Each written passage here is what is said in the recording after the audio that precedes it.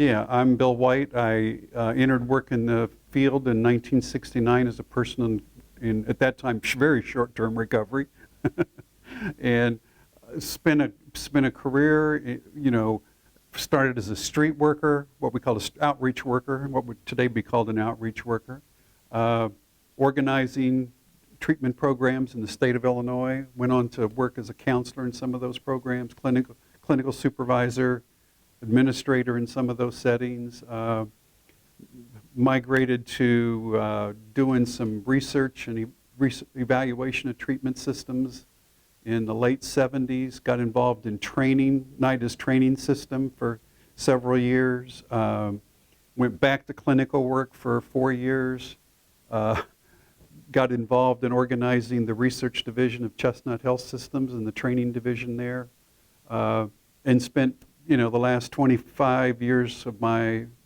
life there basically doing research and training and lots of writing, and I've published a bunch of books and hundreds of articles, and got very involved in the recovery advocacy movement in the late 1990s, and spent much of my life trying to radically redesign addiction treatment and raise as much hell as I could here and there. Thank God you did, brother. If you could just describe your history and how you came to be involved with CCAR, what that Yeah, was like. my first contact with CCAR would have been probably I take that back. It would have probably been around 1999 or 2000. CCAR was one of the first CSAT RCSP grants awarded as a recovery community organization. I was invited to come in and talk about the new recovery advocacy movement, which was virtually just christened its name, at that point in time at one of their conferences. Met Bob Savage at that point in time, the founder of CCAR.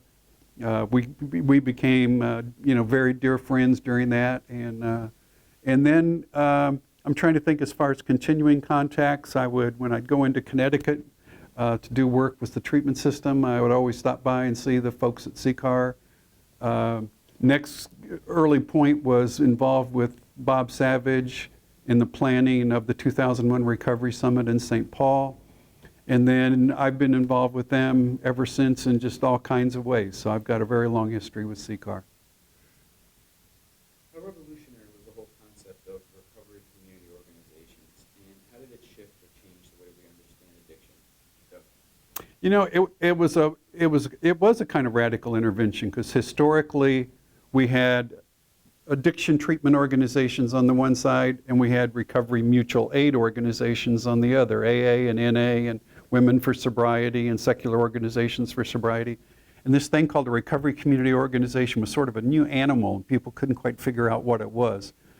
And so the idea that we're going to culturally and politically mobilize people in recovery to assess the needs of their own community and figure out how to expand recovery space and support long-term recovery was a pretty radical notion at that time. New language, when people talk about themselves as people in long-term recovery as opposed to people who are alcoholics and addicts. And so the language shifts began to shift. So, and then treatment, they weren't sure who these new strange characters were, saw us with great suspicion, but also thought we could become the treatment marketing arm for that industry, and they were excited about that until they found out that wasn't exactly what we had in mind. Recovery Mutual Aid, also somewhat skeptical of who these crazy recovering people were, thought we were acting out our character defects at that point in time, and also that we were going to be competing with them in some kind of way. So it took a while to kind of redefine what that was, and it was almost like we were going to take off where Recovery Mutual Aid left in terms of really beginning to sort of take recovery into the larger community. Our focus was on supporting personal recovery, but also dramatically changing the environment in which recovery could occur. So stuff that you couldn't do based on the traditions of traditional 12-step programs at that point in time. So it was a pretty major innovation, to say the least, historically. So we're talking about a movement that's gaining some traction. Patrick Kennedy talked last night about the March on Washington and the demonstrations that brought about the American Disability Mhm. Act. What level of demonstration or what sort of gesture do you feel that the recovery community is going to need to execute to see the level of change in government spending needed to support our work? Yeah, I think there are two. Well, part of that I think has already happened, and I think we have begun to mobilize politically and culturally people in recovery and their families and their allies. I think the next step of that is twofold. One is I think the face of recovery needs to shift from individuals to families and children. And secondly, I think the face and voice of recovery needs to be extended to families that have been impacted by addiction through the death of one of their family members, particularly if you think of the massive number of families that have been impacted by overdose deaths in the past decade, or 15 years really, particularly from the opioid epidemic. I think when that marriage occurs between the affected parents and the grief support groups getting pulled into the advocacy community and the growing shift on family and children, I think that's going to dramatically elevate the power of this movement to begin to affect public policy. I definitely agree with that. I agree. Why do you, if you allow me a couple more questions? Sure, I know you're trying to sure. get back. Why do you feel that peer support is so effective? Two things. Probably the first thing it is it's a fundamentally different kind of relationship. Oh, the power of peer support services really lie in two things. One is it's a fundamentally different relationship than what you have in other professional service relationships. The professional service relationship is sort of grounded in what we might call professional knowledge or scientific knowledge. And it sort of says, this is what the science and this is what the clinical experience has led us to believe about what you need to be doing with your recovery. The peer support services are based on, this has been our experience. So it's an experiential knowledge base. So it's a pretty, I mean, the grounding of it, the knowledge that's being pulled is from the collective experience of recovering people. It's sort of, the professionals have been indoctrinated in the science of addiction and the science and clinical practices of treatment. But the recovery knowledge is very, very shallow in that world, particularly long-term recovery. In contrast, peer recovery support services are really grounded in the experiential knowledge of individuals and families in long-term recovery. They may know less about addiction than any of the professionals. They by far know less about treatment at that point. But if you want to talk about who are the real experts about how do you manage the state, and sort of understand the stages, styles, and experience of long-term recovery, and how do you manage sort of the life cycle of recovery as one grows and ages and has families and goes into midlife and handles all the major life transitions you have, but transitions as a person in recovery. That knowledge base you'll not find in the professional world, but you will find it in the recovery world. And the second thing is, there's an inequality of power within professional relationships. These are hierarchical relationships. They tend to be expert models where I come in sort of one down position. I'm the broken person. This is the whole person, my therapist over here, who's going to do something to me to fix me or heal me. In contrast, and there's always a level, historically, because of the stigma attached to addiction and recovery, there's always been a hypersensitivity to even the smell of contempt or condescension from professionals. We can smell it, right? We can sense it in our little spidey senses. And so what you have in peer recovery support services you don't have in most other settings is you have a relationship that is incredibly equal. I mean, it is based on a kind of authenticity. It's based on moral equality. And for the most part, you're in a position where there is no moral contempt, because there's very few things that you can tell me that I haven't experienced as a broken person. I know brokenness, not from the books or the theory, but I know brokenness from the depths of my soul, kind of thing. So there's a kind of connection in that relationship, a level of empathy, a level of compassion, and also a level, empathy, compassion. There's a professional can give me all kinds of knowledge and advice. What they can't be for me is a role model of a person in recovery, unless they're willing to step out of that role and talk to me as a person in recovery. What peer services do is they give me that capacity to role model and really see what it's like. I mean, I'm really seeing living proof of the power of recovery sitting across the table from me. That's the power peer services can bring. What does it mean to you that CCAR is celebrating 20 years in existence? Oh, I think it's incredible. When I think of like what distinguishes CCAR in this larger movement, early on we often referred to CCAR as the North Star. I know Don Coyhis talks about the footprints in the snow analogy for CCAR, and that we also use that phrase. What CCAR did was, I think, in terms of innovations that were so important to the larger movement, was they developed a model for financial sustainability and stability that was the envy of the rest of the recovery community organizations in the country. And that was a very unique relationship that Bob Savage and Phil Valentine put together with Tom Kirk, head of the state addictions agency in the state of Connecticut. And they, rather than coming in a kind of competitive, confrontive, they really used a kind of partnership model to really go in with him, identified the common concerns they had, and really forged a partnership that has really been sustained to this day. They could expand in all kinds of other areas around just the financial supports for the infrastructure of CCAR, but that relationship was absolutely critical. And the envy, and CCAR really showed the other agencies how to begin to put that kind of relationship together. Some of the other areas of innovation were, when I think of the core strategies of the larger movement, CCAR was a pioneer in recovery celebration events. Some of the earliest recovery marches in, I'm forgetting the name of the park. Bushnell Park.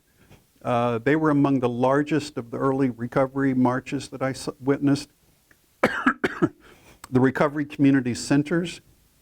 CCAR was a kind of pioneer in sort of flushing out what is this thing called a recovery community center, and what are all the activities that could unfold in that kind of a center. So when people talked about doing that, everybody everybody had to go to Connecticut. They had to see what the recovery community centers looked like. CCAR was one of the first organizations that said, what would it be like if we sort of elevated the way we tell our story to begin to use technology to help do that. So when I think of the early video work that they did and the power of that video, not only for what it did for CCAR locally in terms of their use of some of those video materials that Jim and other people worked on, but the fact that those same materials were used by many other recovery community organizations. In fact, piloted, bootlegged, excerpts cut from, often without acknowledgement, but those were very powerful tools. Today, if you ask about CCAR and the sort of the contemporary recovery community organizations, of course, they're going to talk about recovery coaching. They're going to talk about the recovery coaching training, certification models. They're going to talk about the supervisors training for recovery coaches. So, and those are just examples of many of the kind of innovations that CCAR did. So I think of CCAR in terms of what CCAR did for the local communities, what they did for the state of Connecticut. But I think even more profoundly is the impact CCAR has had on the larger recovery advocacy movement in the United States. And let me say, also outside the United States. because as Phil has responded to invitations, some of them that I've referred him to say, hey, I can't go, can you go too? You know, can you go to this country or that country? And he's been able to go and sort of tell our story and tell the CCAR story as part of that, and really inspire a whole lot of recovery advocates in the country to sort of replicate what we've done with their own cultural nuances kind of filtered into it. So it's a great time to celebrate. CCAR, lots of people need to be extremely grateful for the innovations that CCAR has pioneered. Bill, can I ask a question? Sure. I don't know if the last question answered it or not, but is there anything specific that you would say to other groups on how to pursue connectivity and CCAR's like some concrete advice? Yeah, you know, when people ask me about what do you do, you know, if I want to start a recovery community organization, you know, in my community, you know, what do I need to do? And I tell them, you need to do your homework. You know, you need to become a student of the literature on recovery advocacy and recovery community organizations. With that homework as background, then you need to go to CCAR.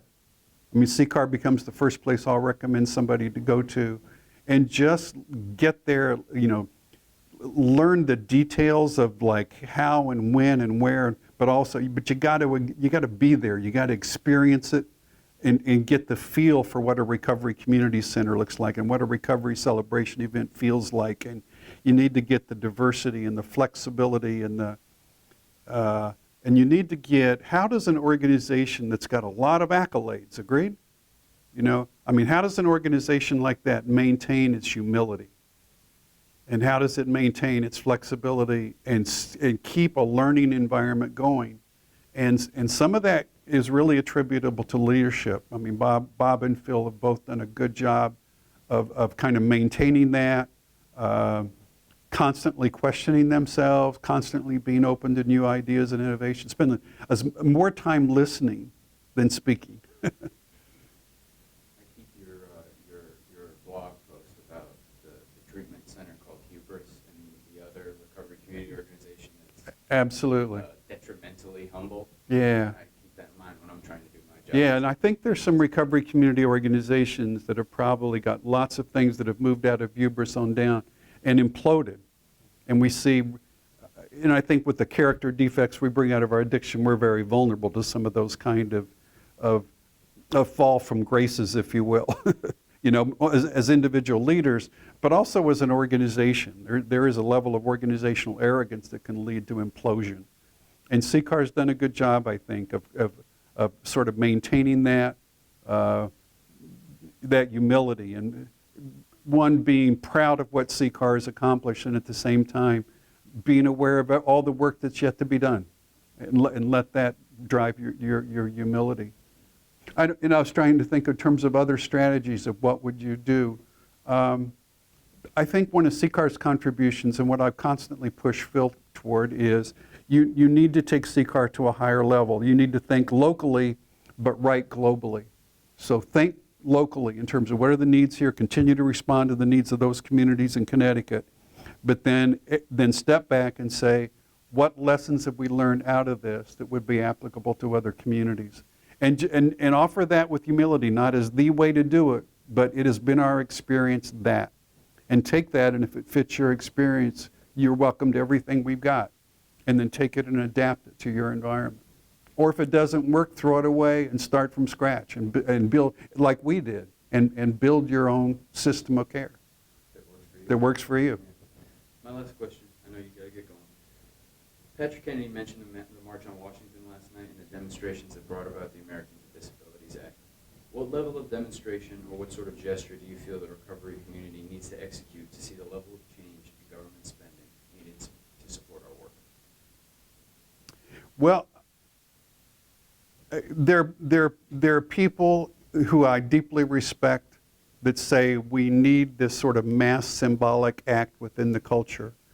And I'm not sure that's true. And the motivation for that is to galvanize funding at a national level.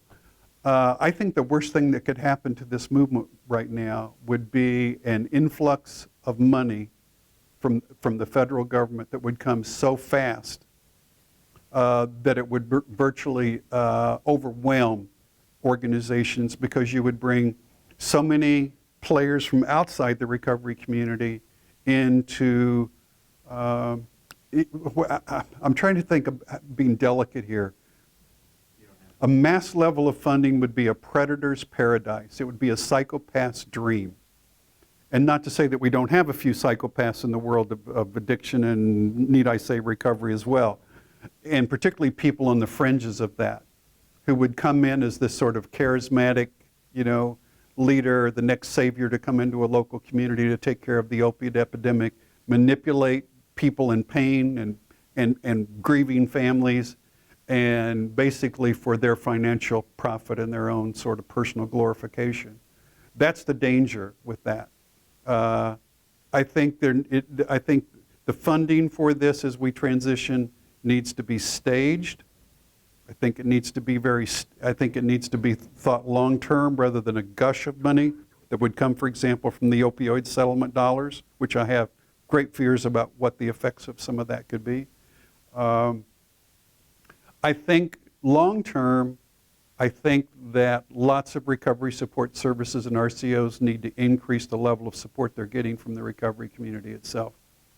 Eventually, people in recovery and their families need to take over some of the stewardship responsibility for sustaining these long-term movements as a way of giving back to others what they've been graced with. And that means digging into their pockets and helping financially support this movement. And by the way, we have people in recovery who've done very, very well financially in recovery. So there are people who can step up and use philanthropy as a tool of recovery advocacy. And we really haven't sort of cast the call to them to step forward and be part of this money.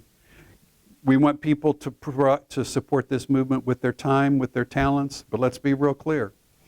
People have been, the financial rewards that have come in recovery ought to be tithed back to the recovery movement.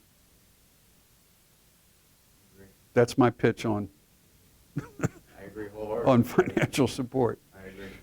Where would you like to see CCAR go?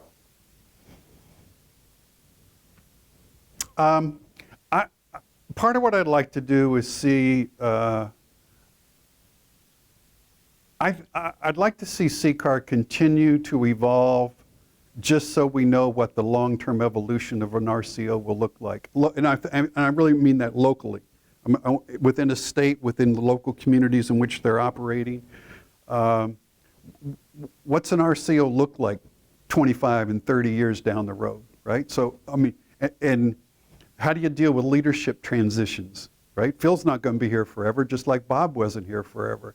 How do we do leadership transitions, succession planning, staff development, volunteer development? There's a whole level of knowledge and learning that I want them to get so they can transmit it to everybody else.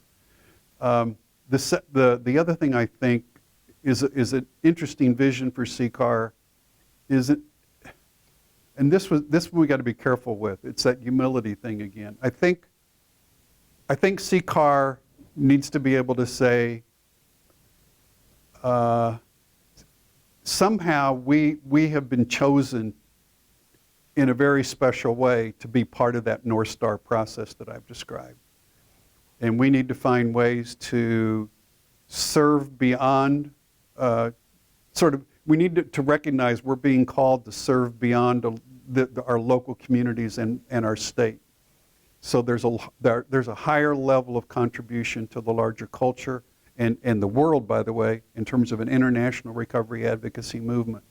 And so I'm going to be one of the people saying, look, the leadership you've developed within CCAR at multiple staff levels, you guys aren't going to live forever. So you need to be able to capture what you've done. We're incredible oral. We're storytellers. We contribute to each other through the spoken word. But there are only so many places and so many people we can meet face to face. So we need to get the CCAR experience and the story of CCAR told in writing, and we need to get it told in video. We need to get it told on every kind of e-communication system, possible, so that people around the world can access that and learn from all of CCAR's lessons. There are people today in Japan developing grassroots recovery community organizations. And guess what they need to learn from? I mean, they need to learn, they need to take CCAR's history and core values and just sort of say, okay, what do these things feel like and what it would look like in sort of the Japanese context and around the world, by the way. So, I mean, that's a higher level of service that I think, and I don't recommend that to a lot of organizations who are RCOs, because to be perfectly honest, you need a level of financial and organizational stability to do that, and you need also tenure. Don't tell me this is how you do a recovery community organizations when you've done it for 18 months, because you don't have a clue yet, right? You don't have a clue what the long-term life of a recovery community organization looks like, and how you deal with the ongoing evolution in response to ongoing changes in your communities. So you need that experience and that maturity that comes. CCAR is one of the key places that has that. Right. Okay, thank you. Okay. Well, my name is Don Coyhis. I am a member of the Mohican Nation. I also am the president and founder of White Bison, which is a Native American nonprofit organization located in Colorado Springs. And it started in 1988. I have 6 children. I have 20 grandbabies. All my kids no longer have problems with alcohol, and my grandbabies, they don't drink or drug. So it's been kind of a family disease. So I think my story can be summed up saying, I don't know where I heard this, but it says a man takes a drink, then a drink takes a drink, then a drink takes the man. And that was kind of my deal. I almost died from this alcoholism, but I had some intervention. I hadn't intended to quit drinking. I was way beyond that. But I worked for a man, and what I didn't know was he was an Al-Anon. And he knew exactly how to set me up and what to do with me. And that's the man I sometimes say, next to Al-Anon, that man saved my life. Because I call him every Christmas. He's still alive yet, and I call him every Christmas, and I thank him, let him know that his risk, was worth at the time, because this is way before a lot of the counseling or awareness was going on in corporations and things, So he was a risk taker. So that was it. That led me to recovery groups, and recovery groups led me to bringing my family back and getting the healing going. It took years. And then eventually I run into a Native person that was in long-term recovery, and it was him that helped me to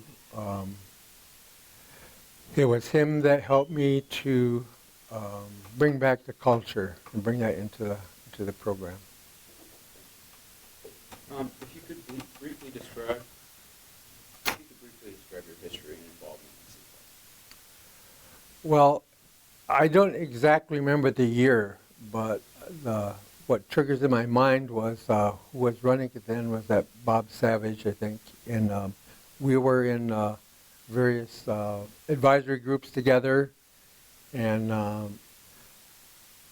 I think we were both coming together as a lot of organizations were, so we didn't really know a lot of details or what the other ones was doing. It was during a time where new things were going on, and we didn't know whether to really trust everything that was going on or not. So I think we were all cautiously, trying to, work together and things like that. Then I didn't follow CCAR a lot, but eventually you could see that it started to take a leadership. You could just tell in the meetings and things that we attended, they started to have some kind of insight that I think the rest of us had not had yet. And we don't really know, I don't really know how come. A lot of times you run into one person, or you've got a good sponsor, or you got a good board of directors, and who knows why that thing separates out. But eventually, it did, and then it changed leadership, and that was a shift that you notice. I think when you are buddies with somebody and a new person comes in, you're do a little grieving or mourning or something, but it didn't take long to really recognize even him stepping into that role with our meetings in Washington. Obviously, it was continuing to establish that leadership, in the recovery movement. When you say there was something unique about CCAR that you thought that maybe was driving that success, is there any way you could describe that? What do you think that is? To me, it was, I think that there's levels of awareness. And each of us have our own deal going on. Mine, I was primarily working on Native communities, and I was told by a couple of people, even in Washington, they said, you'll never get this thing going like you want to get it going. So my level of awareness was just trying to figure out how do you get anything going. And I think with CCAR, they were a little higher level, and when somebody would mention, something, like community development or nationalizing movements, their awareness, apparently their ear was, that's what they were hearing. Where most of us were more focused on our own little grassroots organizations. But I think they probably were the only one, as I recall, that had that awareness that they were grabbing onto something that a couple of months later you look back and you go, dang it, I wish I would have grabbed that, but we didn't, and once it gets going, you build a reputation. I think that there's, I guess it's that law of attraction. Once you do good, you start to attract the other next thing that you're supposed to be doing. Is how I see it anyway. Great. What do you think CCAR's greatest contribution to the recovery community is? I suppose different communities have a different view on that. For the biggest contribution that they had to us personally was when they started the recovery coach training, they allowed us to come back and attend that training for free. And we sent our hottest trainer that we had with the intent of finding out what was this 5-day training that they had. And then what we wanted to do was to add the culture to it. We wanted to Indianize what this process was. We had been through the fight, understanding of AA sponsorship and, paid this and paid that. And in talking to our communities, they wanted that concept. The recovery coach fit very, very well within the culture with that approach, because there was very limited AA in the communities, and they had very strict guidelines in terms of who could help and who couldn't. And by then, the tribes were starting to put more people in treatment, and they were having more movement in recovery. And the only available source was AA sponsorship, and it wasn't really meeting the need. So what they found was attending the recovery coach training that they had, we modified it. And so our recovery coach not only took the best of what they had to offer, we added a culture, and then we were taking them to sweat lodges, and we were taking them to different cultural events, etc. We had a problem that I think that when you take a position and you start offering money, you just don't always get the sober angels that you want to do that. So there were people sneaking in there that were, they were driving them to sweats and things, but they were partying on their own. And in Indian country, that's so obvious. I mean, there's no secrets when it comes to that sort of thing. So it took some clearing up. And that's not always easy to do in Native communities, because everybody's related and everybody knows one another. And so you might have to have your cousin doing that, but your, mom is best friends with them, so there was just some social issues in breaking that up too. But that changed what we were doing when we started doing the variety version of the recovery coach that CCAR put in, and they're very supportive of it. And I think the other thing is, as an organization, they meet a lot of people are coming and going there all the time, and they're very supportive of what we're doing, even though it's a little bit different than they're doing. And I think that's like walking the talk. They're a multi-approach to healing, and a part of that is to respect somebody who's doing something a little bit different, than you're doing. So I think to me, when I look for what is it we're to do next, my focus will go to CCAR, because they're the ones who set the footprints in the snow.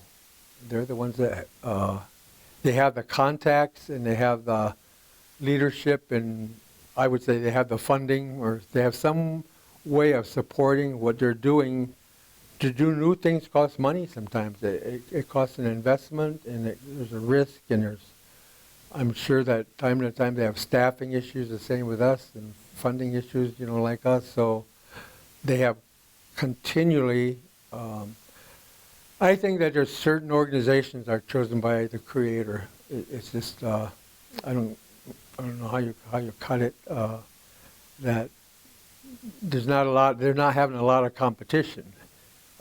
And I think they're very well respected all around it doesn't matter whether red, yellow, black, or white. I haven't heard anything negative about CCAR and what it's doing, nothing but us trying to keep up with them, I suppose.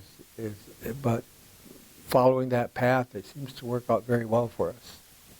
Yeah, barriers seem to just dissolve when the Creator's on your side, right? Seems like it. The Creator and Bill White. Oh, it's right here. From the very beginning, CCAR tried to put a face on recovery. Could you talk a little bit about how revolutionary that was? Do you need a chair, though? No, okay. Well, sometimes I think that it's a conflict precedes clarity. What I remember in those days were everything was being anonymous, and it's announced in recovery groups, about anonymity, and there's this big secret going on, and I sometimes had some conflicts, like on the reservations, for example. Our recovery groups, there might be a church, they're going to be in that church. That's where the recovery groups go in the AA. And but of course, on the reservations, they're small, and everybody knows whose car is whose car. And when you see that white car with that dent in the back rear mirror, they go, "Thank God that person's going to AA." So, in that sense, it's really not that anonymous. But and I think there was a part in corporations where there was such a bad stigma about alcoholism that you had to be careful about saying things out loud, and that got passed down. And you hear stories of people who got fired or canned or not got promoted, and I think it was worse for a woman if that word got out for them. So there was a real caution, even though there was Al-Anon got me into the corporate program.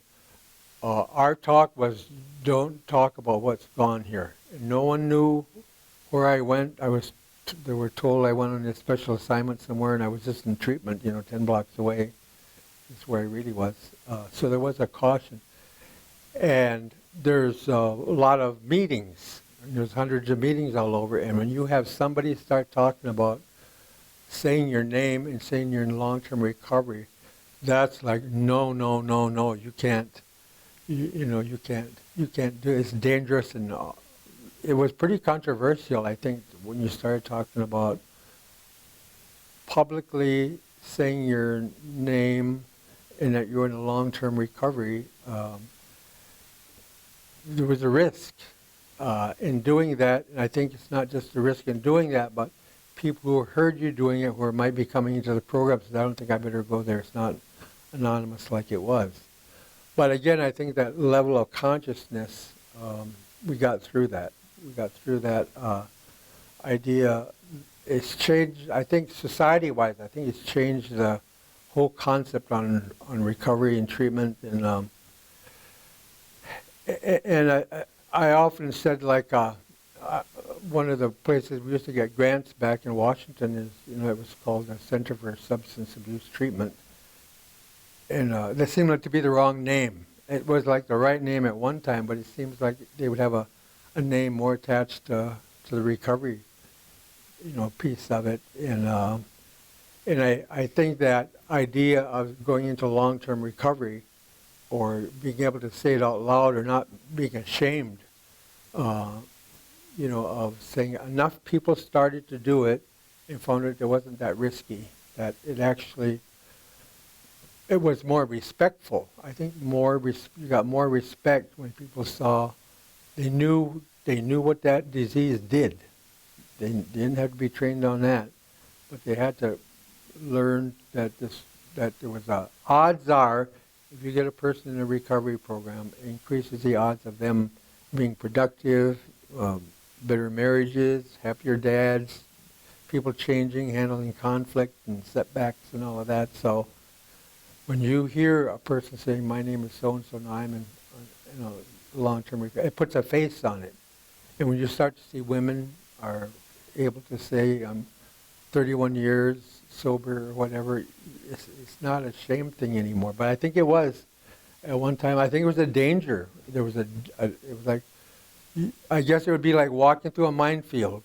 You stepped the wrong place, it's going to blow up. But I think CCAR and leadership, I think in that area, it helped us to clean up the minefield. You can't step on it too much and get hurt anymore, like it was long ago. So I think it had a lot also to bring together the diversity part of the recovery movement, where blacks were able to see, I'm in long-term recovery, and Hispanics and the gay people and all of that, where there was this commonality that allowed you to have this freedom.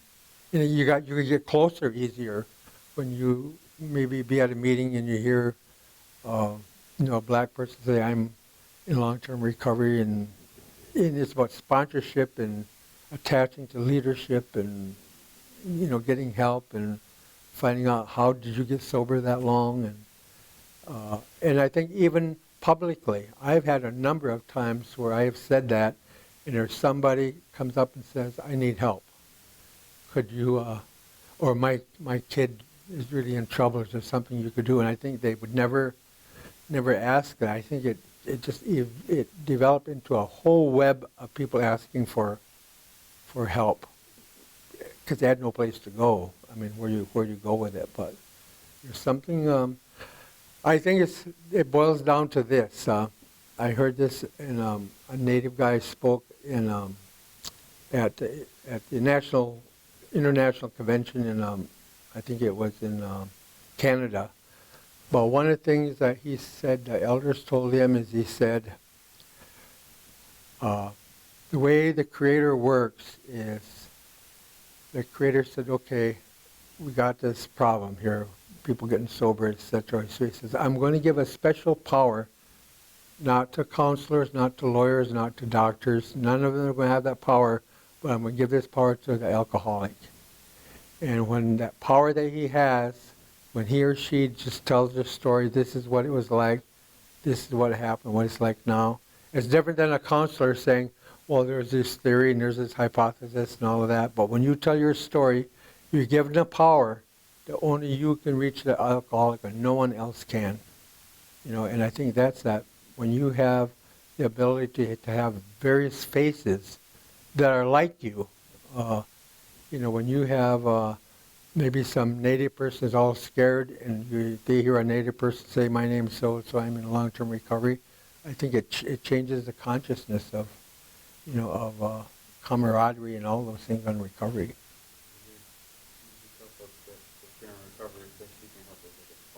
I know there's a power there that and lawyers don't have it, and doctors don't have it, and counselors don't have it. No, and you can stumble over the words or whatever you want, but it's a power that you're giving when you can help, no one else gets it. Who would ever think you'd give that to a drunk? But that's kind of how it works. Last question. I know you got other folks waiting on you, Don. Where do you see CCAR going, or where would you like to see them going? Both and or. Well, I think that when something is of the Creator, it's like a plant. It builds, and there comes a time when it produces the ability to duplicate itself. You can't do it anytime you want. It has to be when the spirits say, okay, I'm going to put the seeds of recovery, of expanding. And so I think that CCAR going through what it has gone through all these years, about probably 20 years, or whatever, its ages, but it's now time for it to duplicate itself. Nature is designed for sustainability. And so it's not just to have a headquarters in Connecticut or wherever. You got to start it like a cloud sprinkling. It's got to sprinkle here, and then maybe over on the west coast, and then maybe up north, and then maybe down south, wherever. But to duplicate itself and not to be bossing it around.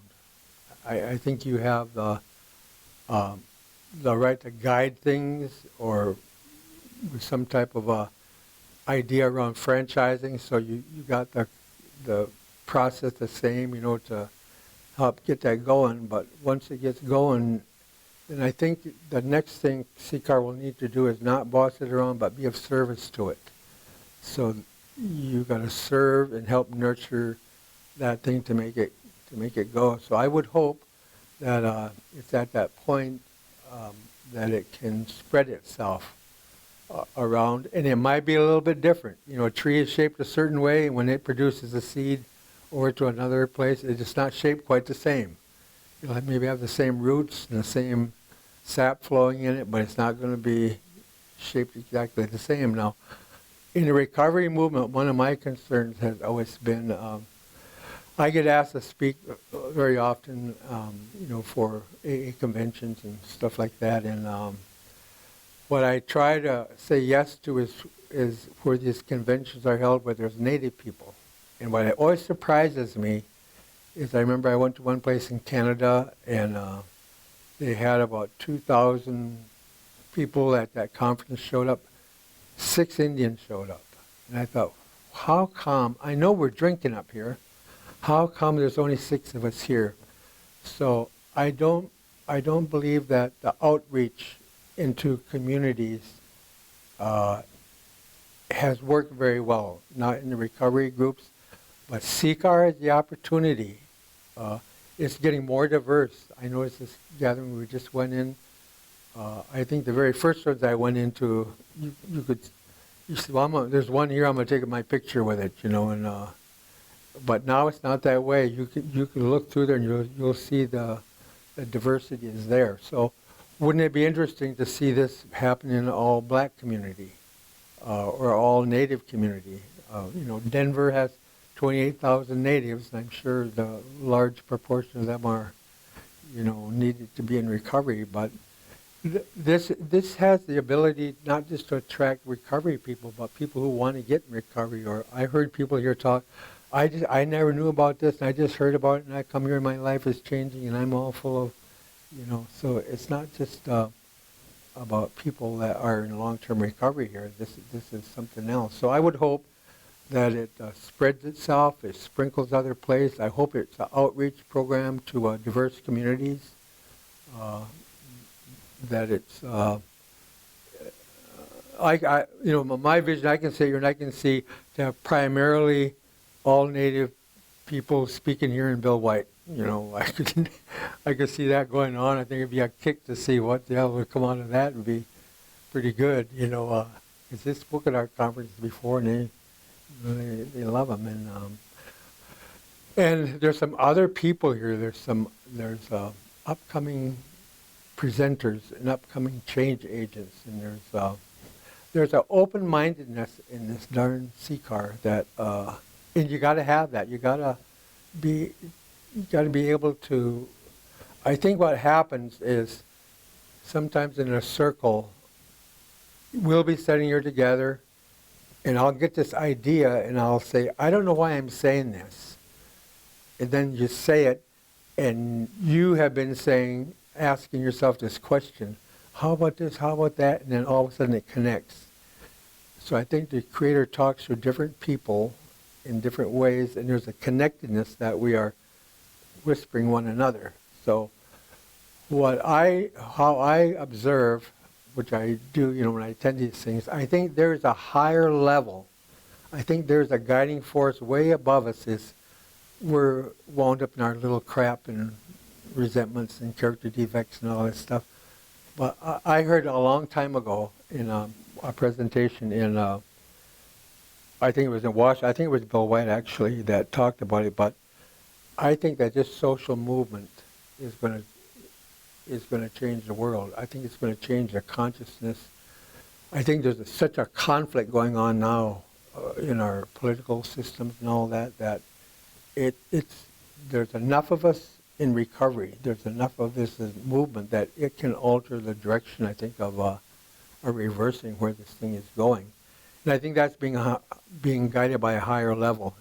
I think we get here and we talk about motivation and all this kind of stuff, but I think God's kind of in charge of all this too, still, and we just gotta, pay attention. He's in charge of the growth of a tree. Once that growth starts, you can't say, I'll double the growth, I'll double the fertilizer, double the water, and I'll make it grow double. That's not how it happens. There's something that says, no, I'm in charge of growth. And I think that's true here. I don't think that I think the bigger plan is this movement doesn't know how it's going to affect the whole world. I think it has the ability to. It's a social movement, and it's a good one, and it has ethics, and it has correction in it. It's got the things like a good sponsor. That it has the ability, I think, to actually guide other social movements now, and who knows what CCAR's role is going to be in that. All right. Good morning, brother. Hey, how you doing? How you doing?